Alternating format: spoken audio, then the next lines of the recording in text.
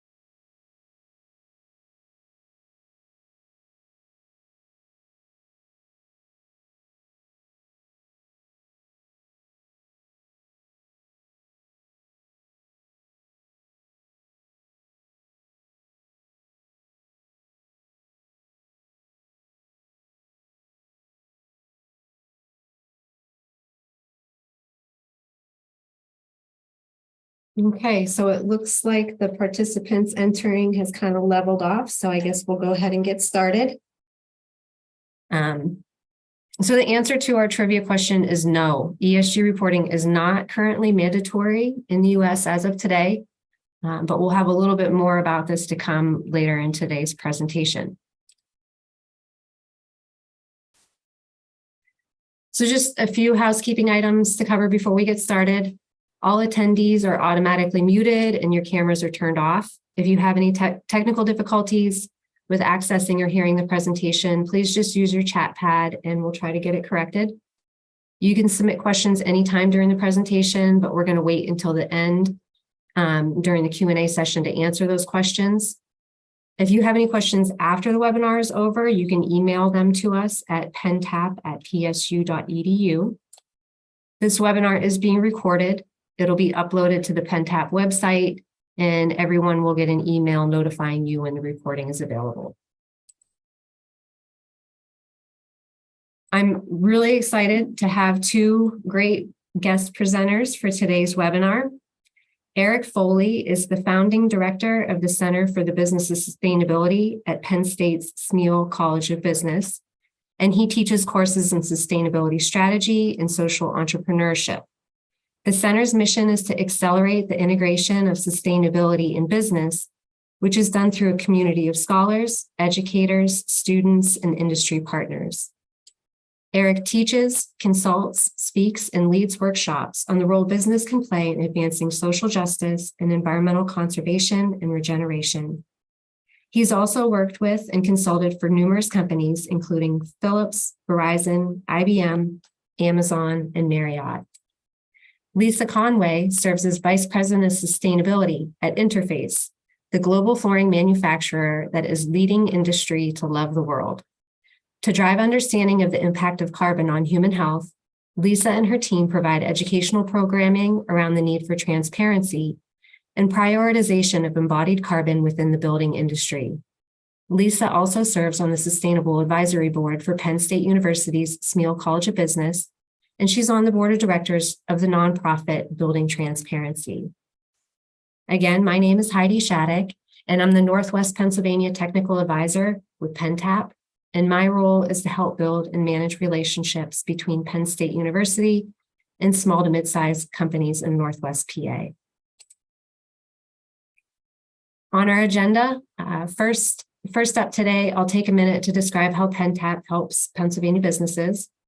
And then we'll be joined by our guest presenters to discuss ESG, and then we'll wrap up with a Q&A session. As a land-grant university, Penn State's mission is to provide citizens of the Commonwealth with access to teaching, research, and service. The Pennsylvania Technical Assistance Program, known as PennTap, serves this mission as a statewide grant-funded organization housed within the Office of Industrial Partnerships at Penn State. We're charged with supporting Pennsylvania manufacturers, entrepreneurs, and economic development agencies through direct technical assistance and connections to university resources. We began our work over 50 years ago as one of the first technical assistance programs in the country. Our work is aligned with Penn State's strategic mission for ensuring a sustainable future and the mission to stimulate statewide economic development through university outreach and engagement. We have a diverse staff with backgrounds in chemical and electrical engineering, environmental science, manufacturing, entrepreneurship, and community and economic development. Our staff includes 3 certified energy managers, a certified water efficiency professional, a professional geologist, and 2 Six Sigma green belts. PennTap engages in a regional approach to providing resources to the business community of Pennsylvania. This approach allows our technical advisors to immerse themselves into a region and to learn more about the communities we work in, with the goal of developing strong relationships with economic development partners, communities, and local industries. We focus on engaging businesses through 2 primary areas of expertise: energy and operational assessments, and innovation through university connections. PennTap is a great first point of contact for finding assistance with business challenges and to engage with the university. Our energy and environmental services identify opportunities to reduce energy and pollution, while our innovation services provide technical and entrepreneurial assistance for product development and business growth. We connect companies to the faculty, students, laboratories, and infrastructure of Penn State, as well as with our economic development partners throughout the state. Our wide range of resource partners bring different tool sets to complement PennTap's suite of services. Our resource partners include small business development centers, industrial resource centers, Ben Franklin Technology Partners, local development districts, the Strategic Early Warning Network, and others.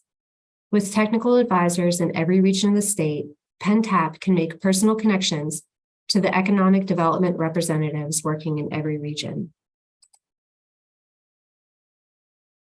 We just proudly released our annual report for 2022.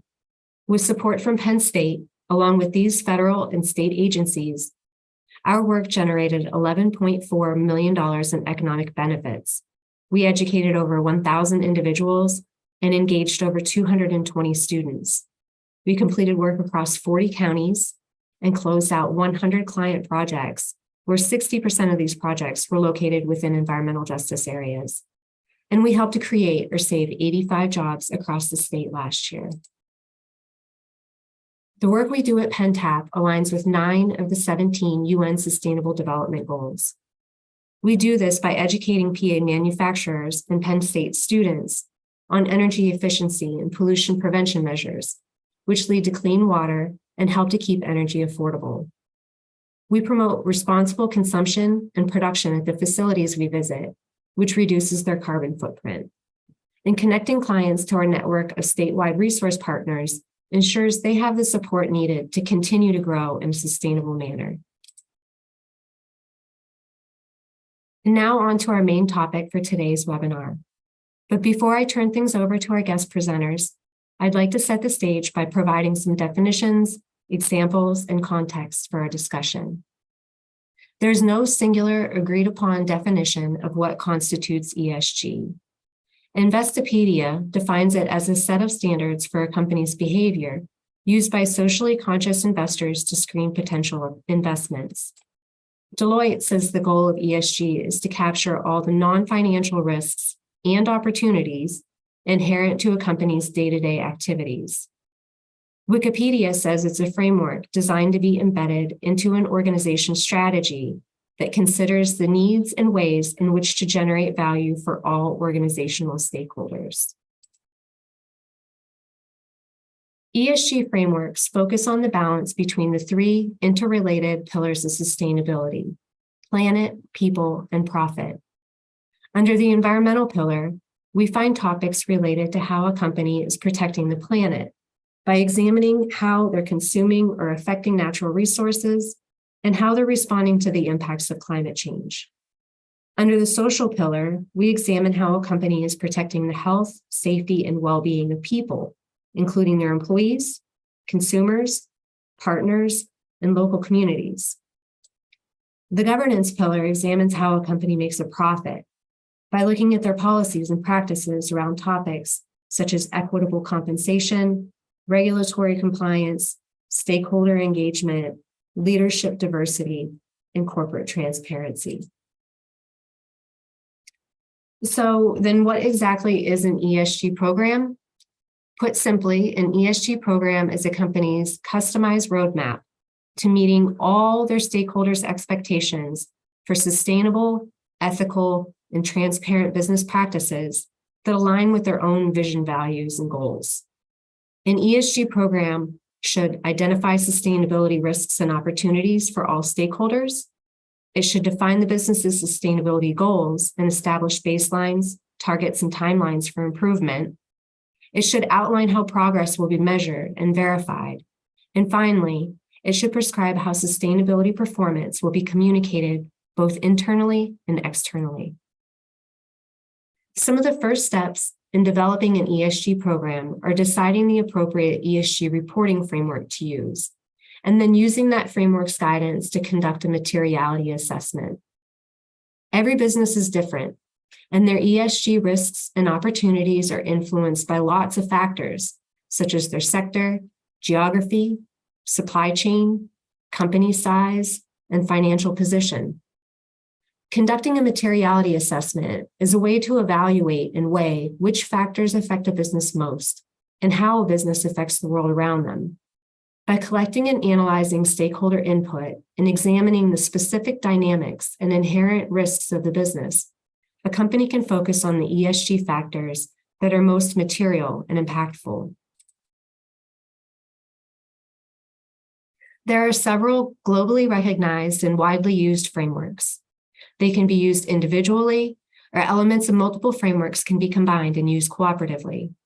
For example, a company might decide to adhere to the Global Reporting Initiative, but also use recommendations from the Task Force on Climate-Related Financial Disclosures to determine some of their sustainability goals around biodiversity. Most large public companies will base this decision on their individual ESG goals and the intended audience for their disclosure.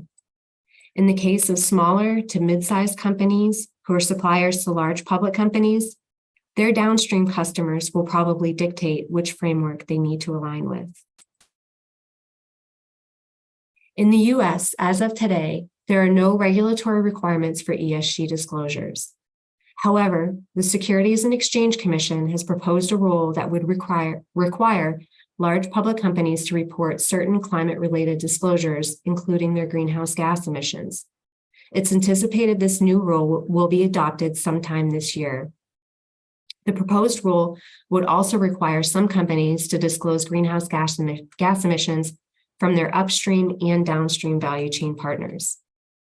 While this would be the first mandatory ESG requirement in the US, the EU's Corporate Sustainability Reporting Directive is a policy requiring large companies and public interest entities operating in the EU to disclose their ESG performance annually. This policy went into effect December 2022, and companies have to start complying based on company size by no later than 2026. US companies with large European holdings and suppliers to EU corporations also need to comply with this policy. Creating an ESG program is a formidable task for any company, but there are some particular challenges for small to mid-sized businesses. Larger organizations usually have dedicated staff charged with leading the company's sustainability efforts. These professionals are often equipped with specialized education and training, and they have the bandwidth and resources to focus their efforts solely on this role. However, most small businesses lack these dedicated roles within the organization. They may need to add staff, divert funds, or reassign personnel from other areas of the business to fulfill this role. Also, most small to mid-sized businesses are already operating on very lean budgets, which can create barriers to accessing the resources they need to implement a successful ESG program.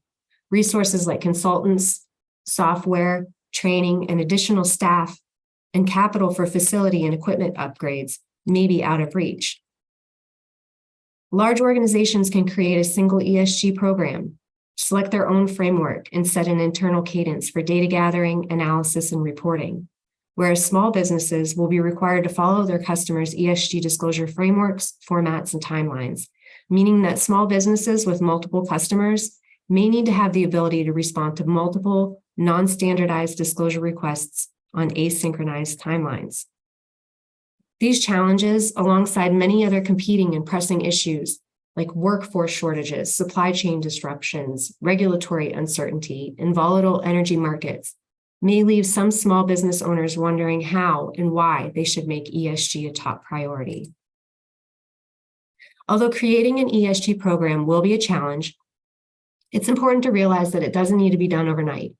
You can start small to build and implement your plan over time with help from lots of resources.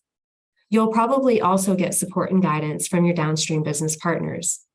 In other good news, focusing on sustainability will strengthen your business by lowering your energy costs, improving risk management, and fostering innovation.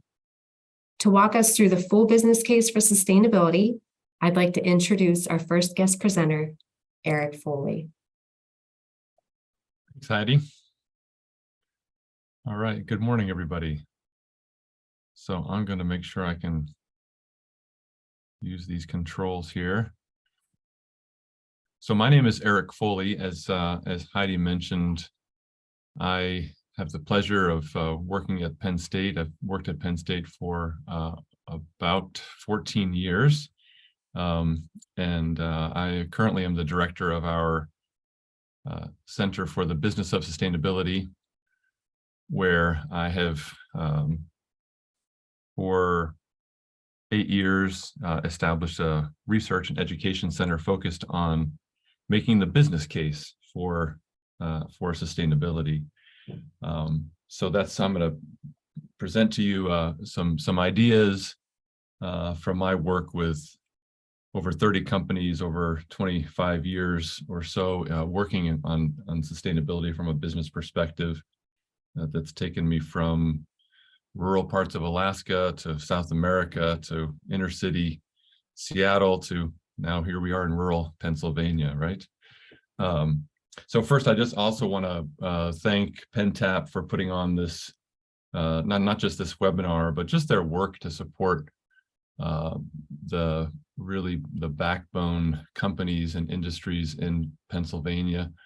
I'm from a very small town, blue-collar logging town in Montana, and come from a family that was supported by entrepreneurship and working for Plum Creek Logging Company. And so I get it. I get the challenges facing small and mid-sized enterprises who have, I think, been unappreciated in this country for a long time, face a lot of challenges, labor shortage challenges, inflation challenges, energy cost challenges, regulatory challenges, global competition, just there's a lot. And now this, and now this on top of everything else. So I get the challenges, and hopefully what you've already heard from Heidi, a great presentation, and some of the things that I can share with you, and in particular, hearing from Lisa here in a minute, will be helpful to you all. So what I want to impress upon you is really, I kind of like to start with, I don't want to hide my kind of key messages. So let me kind of give you what the key messages are, and then I'll go through these slides here. So key message number one is going to be that sustainability can, doesn't always, if not done correctly, but sustainability can make business sense, but only if it's tied to your particular mission and culture and operational reality, and also the needs of your upstream and downstream partners. Sustainability can make business sense, but it really requires leaders today to have what I would call a beyond compliance mentality. And I think this is challenging in my experience with companies of all size. Most business leaders grew up at a time when environmental and social issues were really compliance issues, and they are certainly compliance, as we'll see here in a minute, is the foundation. But sustainability and ESG really is about a beyond compliance mentality. Next is that what you do in sustainability and ESG depends on where you are, and where you are, by that I mean where you are kind of what level of engagement that you are at with sustainability and ESG.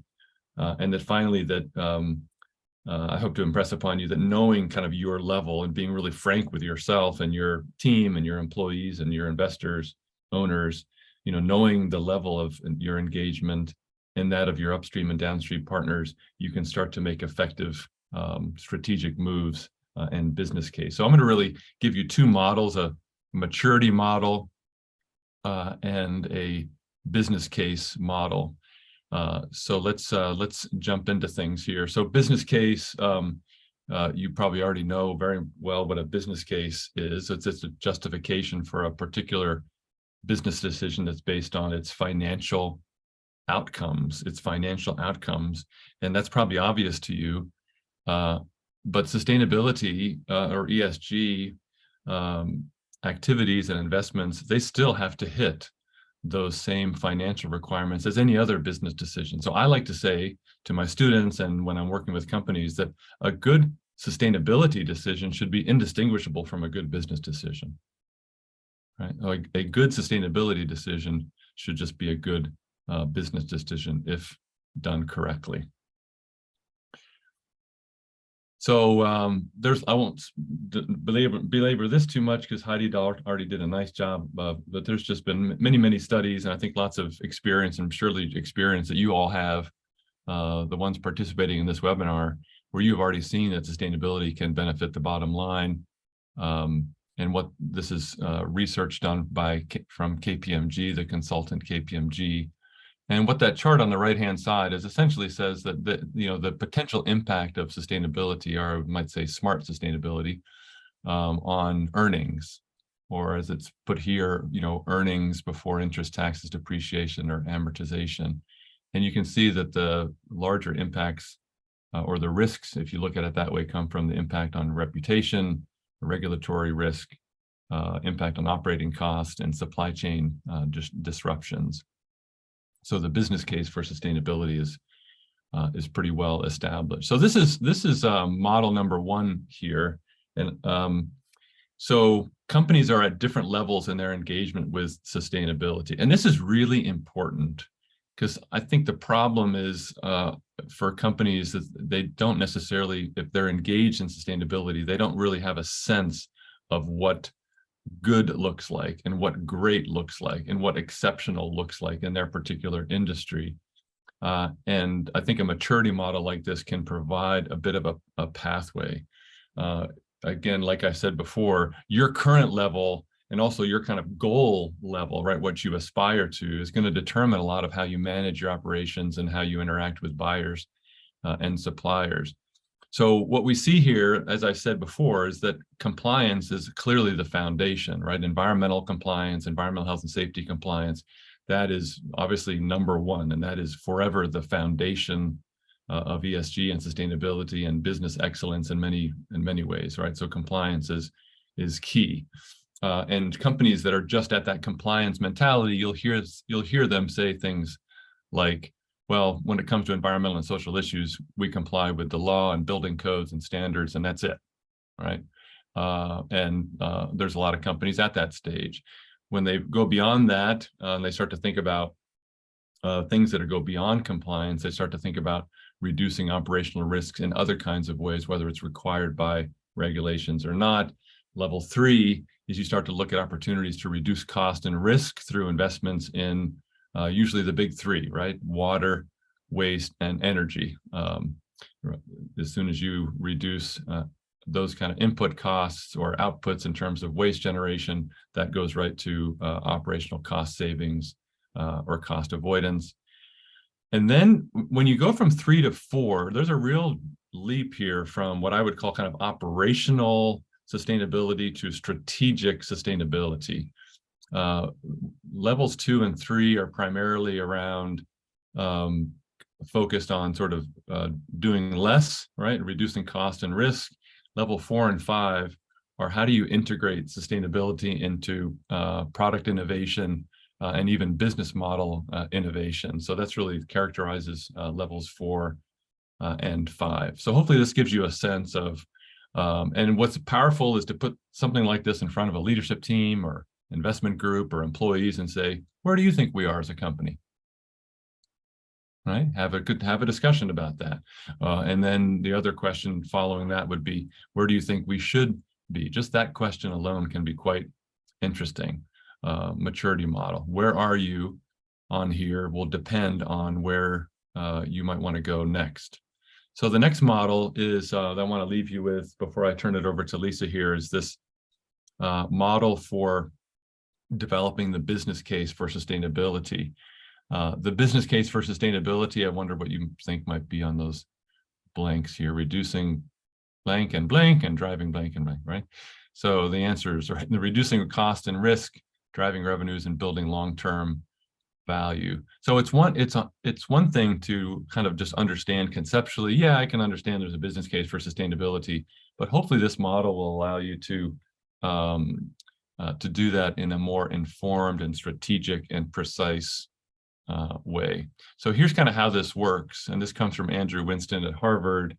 The idea here is that the red arrow means that sustainability, when done correctly, can help reduce things that businesses don't want, cost and risk, and the green arrow suggests that sustainability, when done correctly, can help to drive or increase things that business does want, which is revenue and value creation. So I'll just go through 4 examples of this so that you get how the model works, and I think you'll find it quite useful.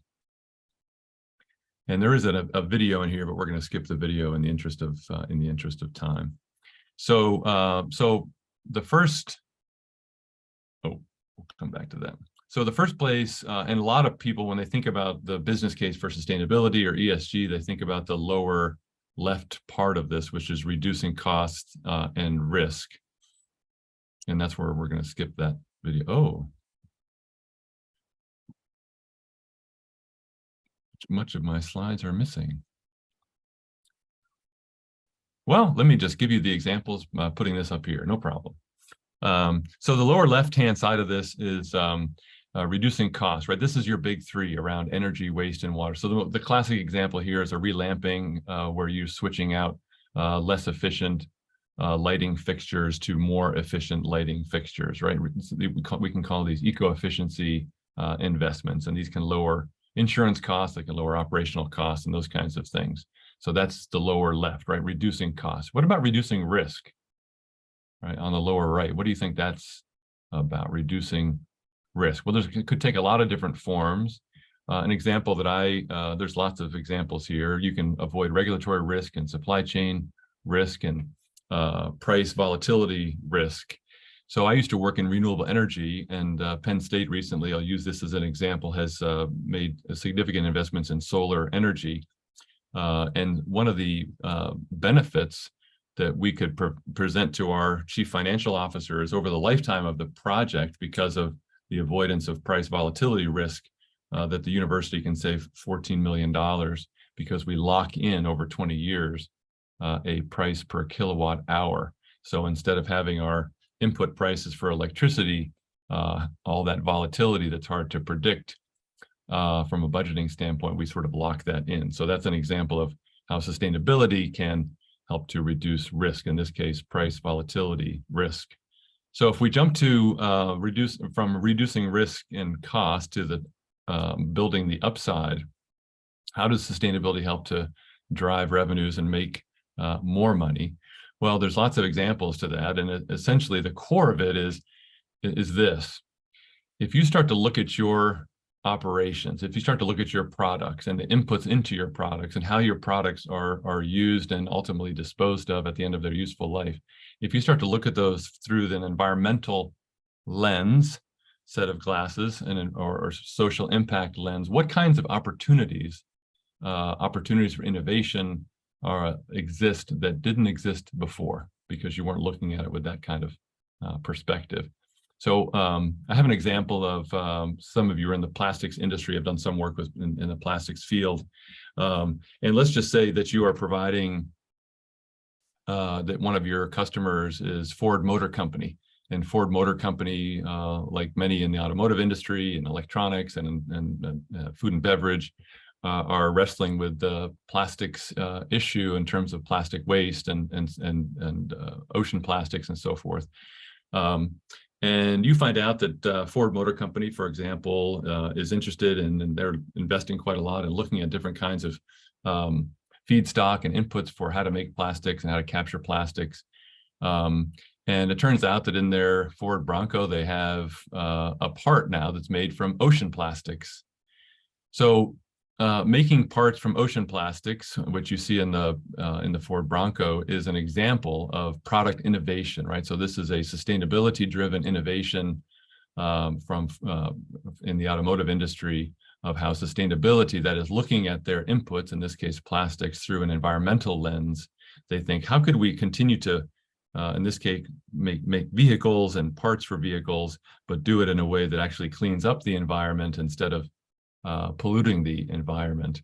And so how well positioned might you be as a plastics manufacturer in their value chain to help them advance their interest in innovation around plastics and parts for their vehicles, as one example, right? So how can sustainability help to innovate new products and drive product innovation? And then finally, the upper right-hand quadrant here, ensuring future cash flows, or we could say building long-term value. And so you can see underneath there, that's around talent acquisition and customer loyalty. And I'm sure you know that just more and more young people and all people, want to work for socially and environmentally innovative companies. There's all kinds of research on this from 80% to 95% of Gen Z and millennials want to work for companies that are socially and environmentally responsible and innovative and are working for energy security, for national security reasons, or for, to do things to combat climate change, whatever it might be. So that's an example of how sustainability can build long-term value and help you to attract talent. So that's the model, right? That this is the model for how sustainability can help reduce costs, reduce risk, drive revenue generation, and build long-term value. So this is just my last slide here. And so the idea here is you can connect, as I think maybe you already have been thinking as you've been hearing me here, is you can see that there's a connection between the levels of engagement with sustainability on the left-hand side and the maturity path, and what is how that particular level of engagement with sustainability lends itself to particular business case development on the right-hand side.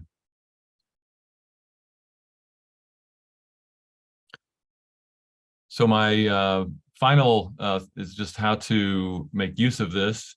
And so again, one of my key messages here, if you and your customers and suppliers are at different points on the sustainability journey, I think just recognizing that and being curious about, I wonder what level they are at and what level we are at, because where you and they are will determine what actions make sense and how the business case for sustainability can be made. And so an example might be, hey, we're a supplier of large OEM.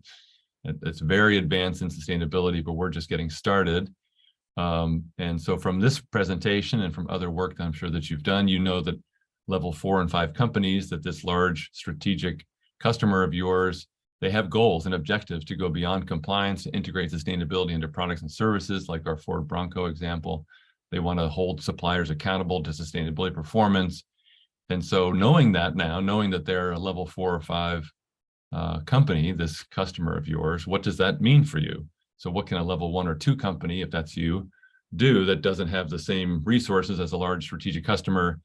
And there's lots of things we could talk about, but just 3 ideas and suggestions, recommendations would be: number 1, to be curious about that, to begin to yourself or have a team or an individual begin to understand the sustainability goals of that customer, or how can you deepen your understanding of their sustainability goals? Number 2, how do you, ask how you can help meet their sustainability goals instead of maybe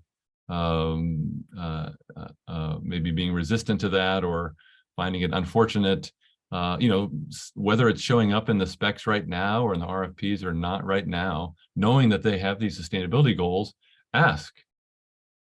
I think they would appreciate that you recognize where they're trying to go strategically. I recognize sometimes there can be a disconnect with the particular, sourcing manager that you might be working with, or the account manager. They may or may not recognize the sustainability goals of the company, but certainly above that individual, there's a focus on sustainability, and position yourself as a strategic partner. And finally, certainly measuring what matters. You already measure performance in many ways: safety, add metrics for energy, carbon, waste, water, and so forth. My recommendations to you. So as an example of certainly as a I would say a level 5 company is interface, and I'm not sure where we are slide wise. So I'll kind of click forward here as I pass this on to Lisa. Oh, I see my slides were just in kind of a wonky order here. So no problem. Lisa, as I click through this, let me get to you by getting through my slides. Here we go. So Lisa, over to you, and I can click through your slides, or you can, if you go to the lower left and kind of hover over the lower left, you'll see the arrows appear and you can go through your slides. Okay, I think I'm just waiting to see those. There's my first slide. You can go through them. I just advanced it for you. Oh, good. 1 second. I might be able to request remote control. There we go. And then someone can grant me, and then I should be good. Sure. All right. Great. You see the little. Yeah, perfect. I'm trying to find the arrows. Sorry. I'm hovering. Oh, I see them. Okay. There we go. All right. Hi, everyone. Thank you so much for having me. This is an exciting group, and one that I don't often get to talk to. So I'm really excited to be with you. I'm Lisa Conway. I'm VP of Sustainability for Interface. I actually live in Pennsylvania, in Philly, the Fishtown area, for anyone familiar. And it's funny because in this group, I guess we're a large manufacturer. When I think about the industry that I'm in, we're a small manufacturer, so 3,700 people globally. And our company makes flooring. So I just want to set a little bit of the stage for how and why we're approaching or really enacting what we're doing around ESG. We're fortunate to have a very long head start in sustainability due to our founder. But now is really the moment where we're actually starting to realize the leadership that we have, and we're being recognized for it as a supplier to customers. So we sell directly to, we like to say, anyone with a floor, but in commercial. So whether it's hospitals or universities or offices, doesn't really matter. And what we're starting to be rewarded for, and this kind of gets to the whole, are we doing this for compliance? Are we doing this for leadership, et cetera? We were ahead, certainly wasn't compliance before. And then once compliance is starting to happen, we're being rewarded. And compliance that I'm talking about right now is not necessarily governmental compliance, but compliance with policies that our customers are setting up for their supply chain. And some of you, might be a part of our and other parts of the supply chain. It's all rolling downhill. So even if you're not making a finished, or if you're not making a finished product, you're still obviously part of how this all rolls up. So I'll give you an example from the building sector here. When we look at global greenhouse gas emissions, this is the breakdown of the different types of sectors that they come from. And for us, we're actually part of industry, which is probably where a lot of you sit as well. Even though this breaks out building emissions into operational emissions, or those emissions that are directly released into the atmosphere by buildings or by the utilities that supply those buildings, that's 28%. The building materials and construction, as noted on this graph, is really limited to structural materials. So think of concrete, steel, and glass, I believe, is also in that bucket.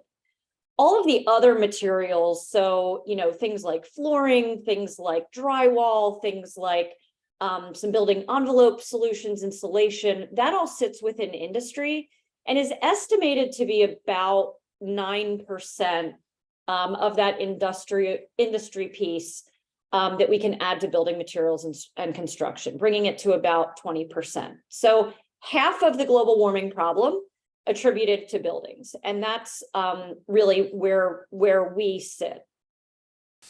So I see that these are the tiniest little that we.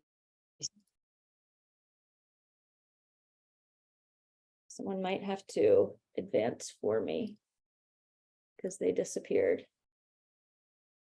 Hold on.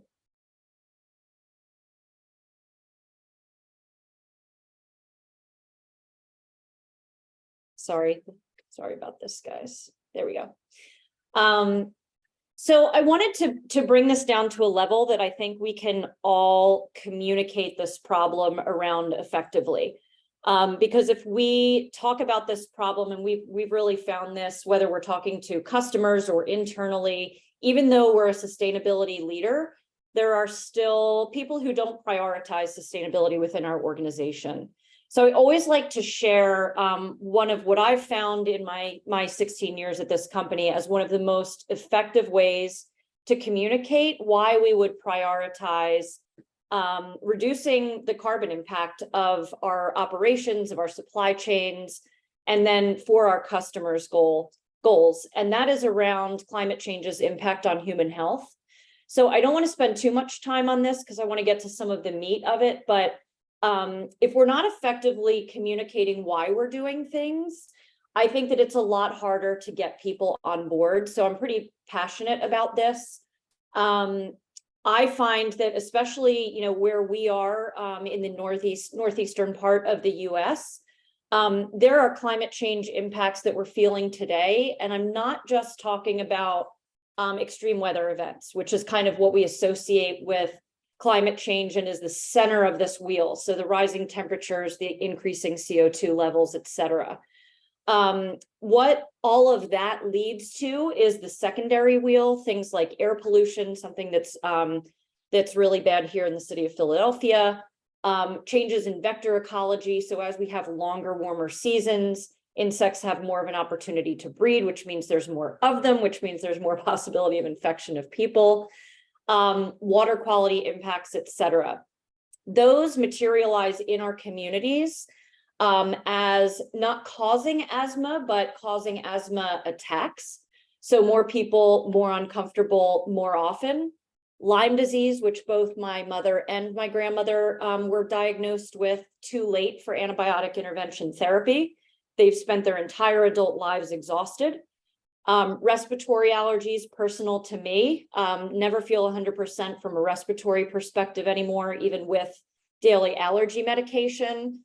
And this isn't, it's not intended to be negative, but I do like to frame it as this whole conversation and really even the reason for ESG in some ways. It's also measuring investment risk and things like that. But it is not just about future generations, right? It is about us here today. Because if it's about future generations, I think we like to kick the can down the road. But if we understand the connection to our health today, I think that that's a better way to frame it. So with that, let me just move forward here. There we go. Somebody's helping me. So this is something that we have put together, and I just want to give you some context. I can kind of speak in both ways in terms of us being a manufacturer of products and then also us being a supplier to customers, which I think most of you on the call can relate with. So we put together this supplier alignment and contribution to ESG criteria, because what we're being asked, and it was actually framed really well in the beginning by Heidi, is there isn't an agreed upon framework in terms of this is the body that we report to and get a score from. That doesn't exist. So right now, it's really it's definitely measurement. It's factual information obviously being shared, but it's also how can you put your information together in a way that tells a story to your customer about what you're doing in these areas. And one of the easiest, even though it's not easy, but one of the most clear ways that this can be measured is actually under the environmental sustainability piece on the left. You'll see here, and I'm happy to share these slides are totally happy to be shared with everybody on the call. Social is harder to measure. It's incredibly important at the same time.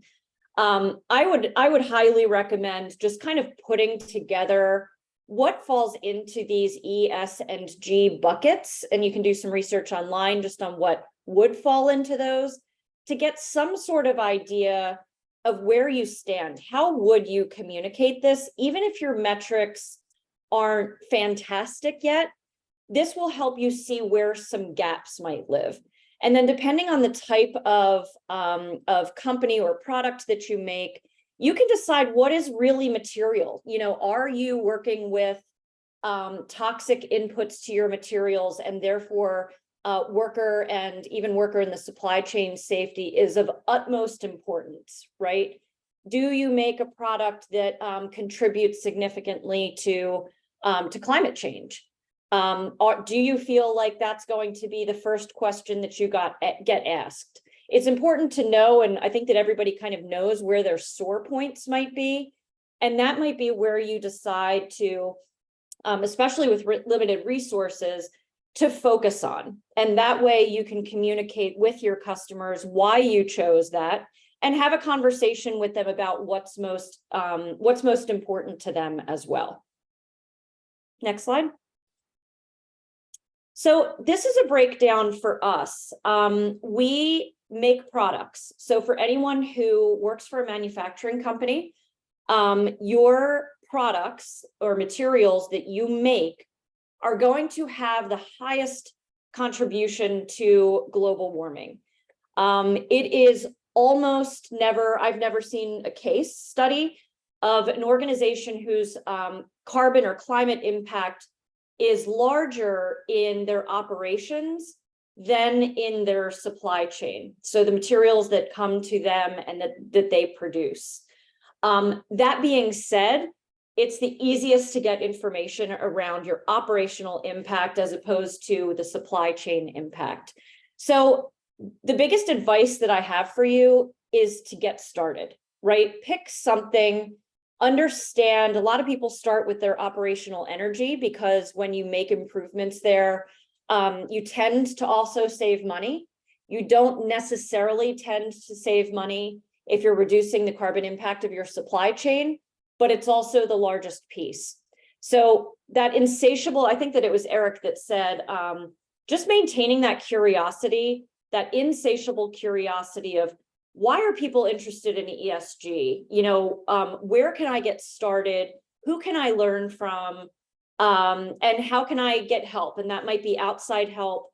That might be inside help within your organization, someone who's really interested in this. For us, this is the breakdown across the total life cycle of our products. And if you go to the next slide, we tend to focus on this part of the life cycle because it's the part of the life cycle that we control, which is our supply chain and our manufacturing, and that we can get the best data on. So once our flooring leaves our manufacturing facility, everything else is really an estimate. How often does our customer vacuum our product with non-renewable energy, right? Those are all modeled assumptions.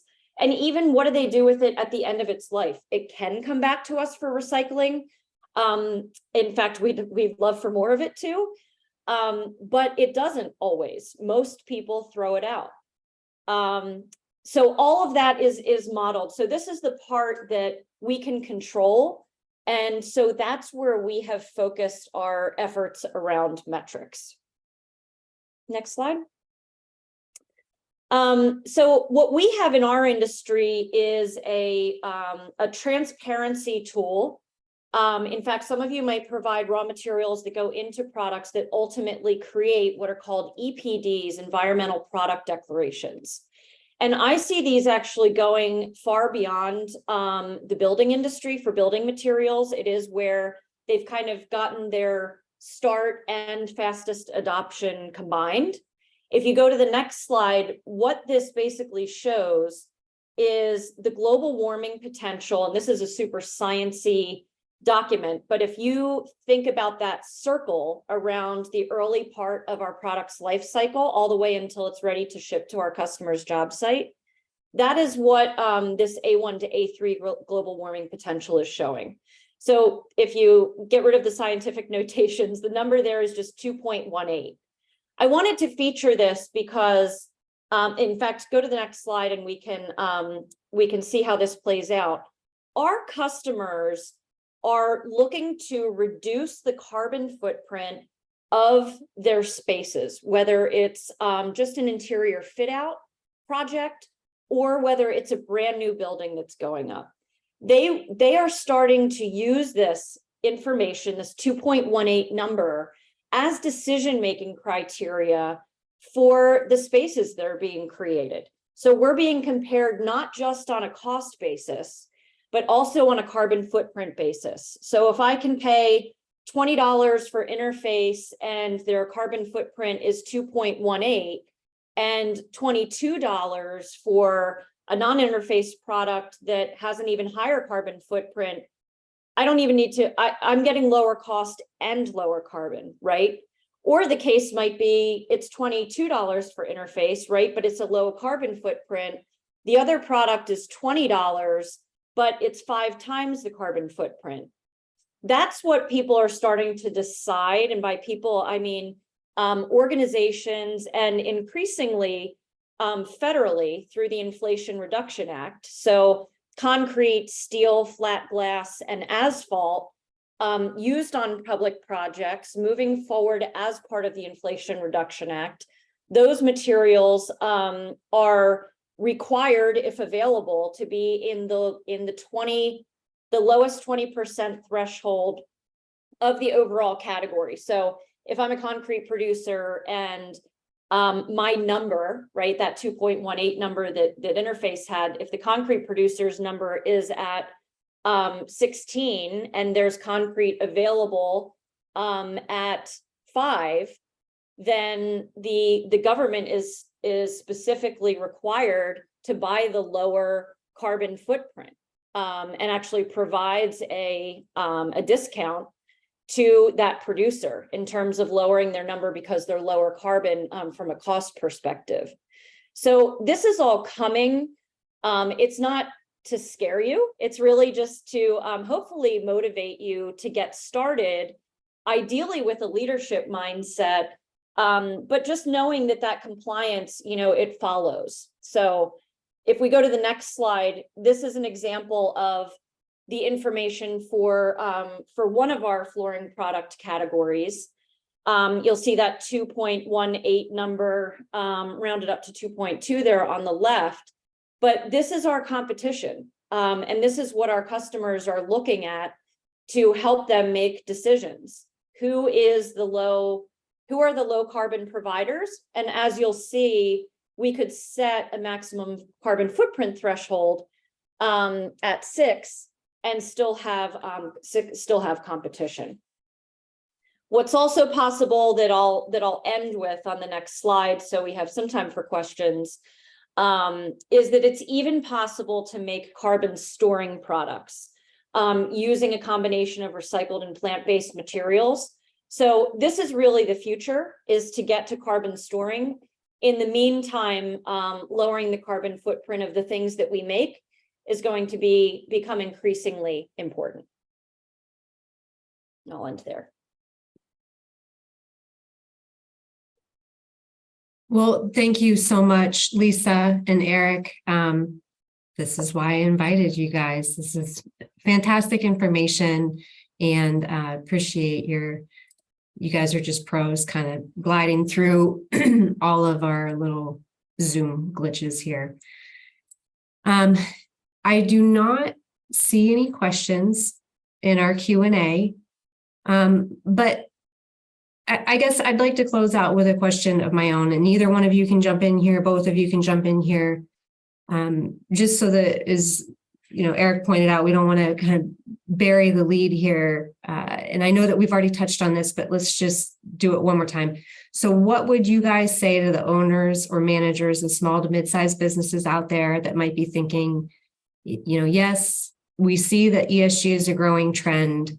We're hearing more and more about it. Is this really going to affect us? Yes. Yes.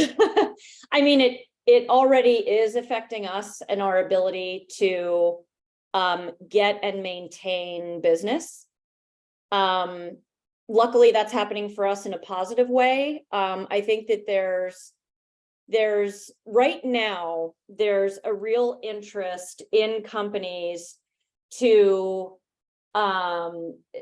help suppliers come along, right? Like they're not going to their current suppliers and saying you're out, right? Because you're not coming along far enough. But what they do need to see is progress. And that just needs to happen. You need to be able to articulate how you're planning to make progress at some level. I don't think we're at the point where they're kicking out suppliers yet, but that'll happen. If we're starting to see the requirement for progress to be made, what follows is making decisions based on who's made more progress, because ultimately, if you're making progress, you need to be rewarded for that. We're all in business. And so you have to get started, right, to be able to be in that position in the future. Mm-hmm. Yeah, I think that's a perfect answer. Eric, did you have something to add? Yeah, I'll just add one. I mean, there's lots to say, and I just want to say again, just huge respect for people. It's a challenge, to say the very least, running any kind of company, and this is just one more thing. But I guess number one is just accept that. I think it was Jack Welch who said that leaders accept things as they are, not as they wish they were, and this is certainly just a reality of doing business. And so I think specifically, I think leaders, you all are constantly reading, your trade magazines and headlines and keeping yourselves informed in many, many different ways, the way that we do these days. And I think my encouragement, just of one very specific and small thing, would just be for the leaders and executives and those that are on this part of the webinar, is just start to build this into your habits. Whatever habits you have weekly, daily, to inform yourself of your industry, just start to, if you haven't already, continue to expand, whether that's listening to podcasts, reading books, magazines, going to sites like greenbiz.com, or those types of things, just to reading, as I said, about the the sustainability goals, values, objectives of strategic customers. I think just including this in that habit that you already have as a leader of being informed about your industry so that you can remain competitive and relevant, that would be my recommendation. Okay. Thank you so much. And I know we're at time, but we do have a question here. And so we're just going to roll with it. We're going to answer Sure. Lisa's question, if you guys can stick around for a minute. I see conversations around where sustainability resides in the org chart. The audit side of ESG means that financial experts want to lead, but the strategic and communication side want this to be marketing communications driven. What generally works best? And I think I have an idea of how you might answer this but I'd like to hear your answer. Yeah.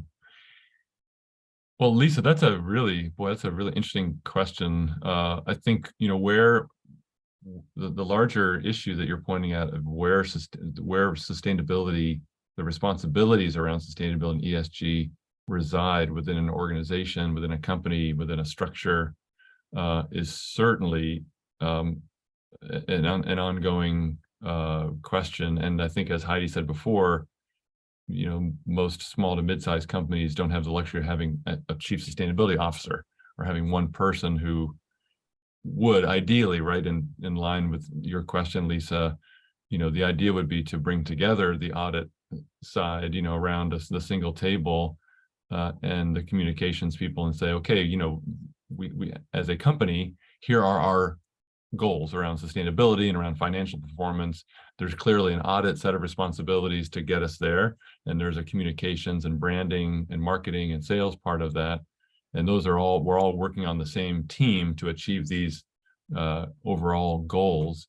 If you don't have a sustainability officer, again, I'm happy to talk offline about the particulars of this situation, but to me, that's probably the responsibility of the board president or the CEO or the sort of the chief executive, to, as you do all the time, bring together the diverse and often conflicting goals of different functional units and business units. And I think, again, I think the importance is zoom out probably up to the 30,000 foot level and get a goal that everybody can feel like, okay, we're all trying to achieve this thing, and we all have different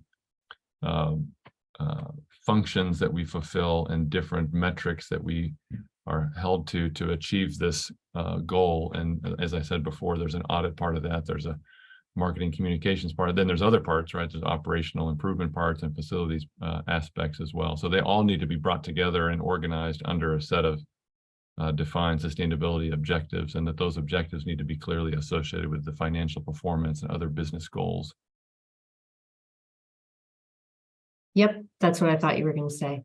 So it really does need to be cross-departmental with leadership support, and leadership driven is kind of the nut of it, right?